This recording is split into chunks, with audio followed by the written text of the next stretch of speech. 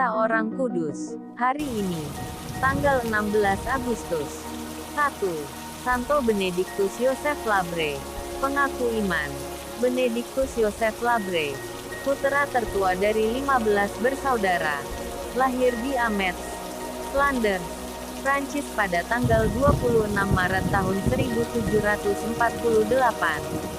Ayah dan ibunya Johannes Baptista Labre dan Anne Babre Grenser adalah petani sederhana di desa Ametz. Pendidikan keras ayahnya membuat Benedictus bertumbuh menjadi seorang pekerja keras, cermat, cekatan dan beriman. Satu-satunya cita-cita yang membakar hatinya ialah menjadi abdi Allah sebagai imam atau biarawan. Pada umur 12 tahun, ia mulai menjalani pendidikan imamatnya di bawah bimbingan pamannya, Pater Francois Labre. 4 tahun kemudian, ia diterima di biara pertapaan Kartusian di Montreuil-sur-Mer. Aturan hidup di biara ini terkenal keras. Di biara ini Benedictus hanya bertahan 1 bulan lamanya karena gangguan kesehatan.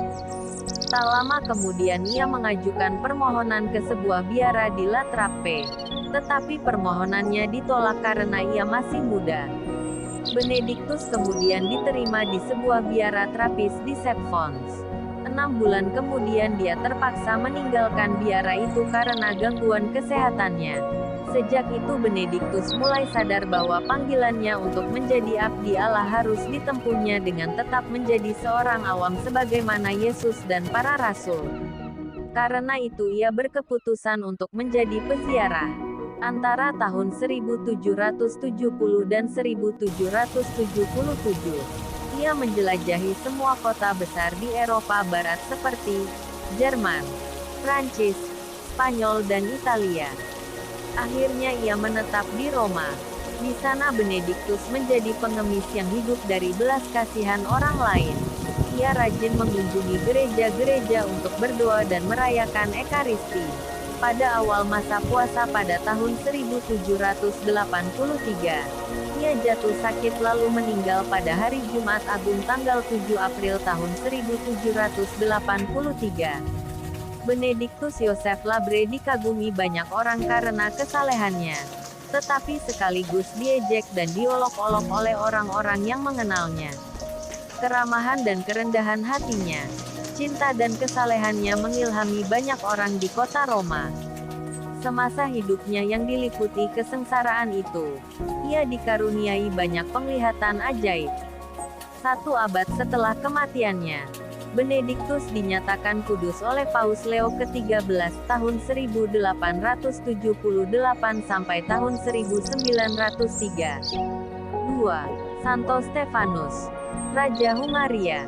Stefanus lahir pada tahun 969. Ketika itu agama Kristen baru mulai menanamkan pengaruhnya di Hungaria. Ayahnya, Raja Hungaria dan ibunya sendiri belum menjadi Kristen. Pada umur 10 tahun, Stefanus baru dipermandikan bersama kedua orang tuanya. Ketika ayahnya meninggal dunia, ia menggantikannya sebagai Raja Hungaria. Stefanus yang masih muda ini, didukung oleh permaisurinya Santa Gisela, ternyata tampil sangat bijaksana dan tegas dalam memimpin rakyatnya.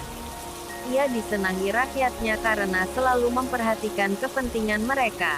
Setelah kedudukan dan kuasanya tidak lagi dirongrong oleh para lawannya, ia mulai memusatkan perhatian pada kemajuan gereja dan pewartaan Injil di seluruh wilayah kerajaan.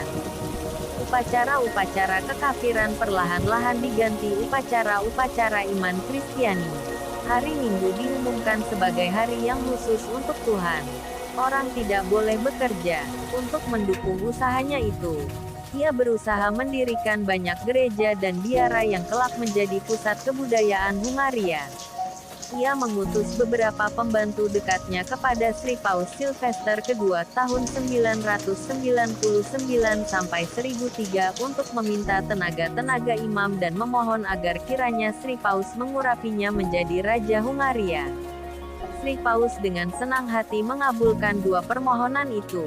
Pembentukan kerajaan Hungaria sebagai suatu kerajaan Kristen yang berdaulat dan merdeka merupakan jasa terbesar dari Stefanus. Seluruh negeri dipersembahkan kepada perlindungan Santa Perawan Maria.